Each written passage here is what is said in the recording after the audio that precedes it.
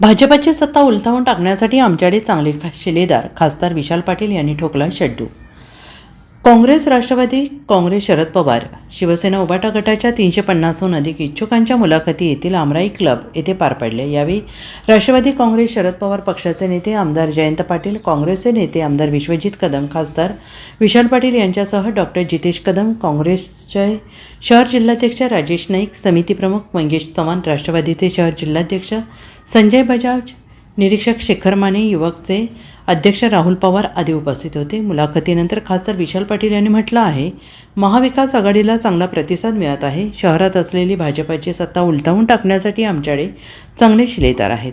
महापालिका क्षेत्रात नशेखोर वाढलेले आहेत, गुन्हेगारी देखील वाढते आहे. याबाबत आम्ही जिल्हा पोलीस प्रमुखांकडे लोकप्रतिनिधींची बैठक घेऊन नशामुक्त सांगलीसाठी प्रयत्न करावेत असे आवाहन केले होते, पण त्यावर काही निर्णय झालेला नसल्याची खंत त्यांनी व्यक्त केली आहे.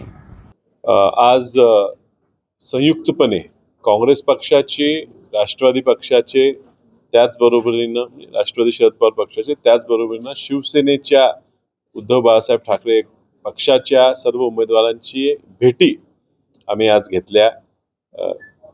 जयंतराव पाटील साहेब पूर्ण वेळ सकाळी 10-10:15 वाजेपासून आता संध्याकाळ उशीर 7 वाजून गेले तरी ते पूर्ण वेळ उपस्थित होते आणि विश्वजित कदम जवळजवळ 70-80% वेळ इथं त्या सर्व मुलाखतीला उपस्थित होते.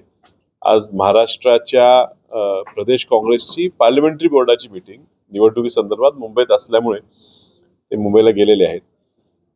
चांगला प्रतिसाद उमेदवारांचा दोन्ही पक्ष एकत्रित केले तर आमच्याकडे जवळजवळ 500 अर्ज उपलब्ध झालेले, त्यापैकी जवळजवळ 350-400 मुलाखती, उमेदवारांच्या मुलाखती आम्ही या ठिकाणी घेतल्या आणि लोकांच्यात उत्स्फूर्तपणा आहे. ह्या भाजपची सत्ता उलटवायला आमच्याकडे चांगले शिलेदार मिळत आहेत ह्याचा आम्हाला आनंद आहे. या संदर्भात आपण बैठक घेतलात का आणि काय आदेश दिला? हे बघा, आम्ही विश्वजित कदम, आम्ही स्वतः SP साहेबांना, जिल्हा अधीक्षक साहेबांची भेट घेऊन वाढते गुन्हेगारीबद्दल त्यांच्याशी चर्चा केलेली आणि काहीतरी लवकर उपाययोजना त्याच्याबद्दल केली पाहिजे हे सांगितलं. आता जयंत पाटील साहेब तुम्हाला त्याच्याबद्दल सविस्तर बोललेले आहेत.